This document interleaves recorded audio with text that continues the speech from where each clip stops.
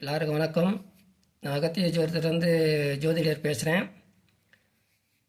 இனிய பொங்கல் நல்வாழ்த்துக்கள். எல்லாம் சிறப்பான முறையில் பொங்கலை கொண்டாடுங்க. இந்த 2026 பொங்கல் இனிமையாக மலரட்டும்.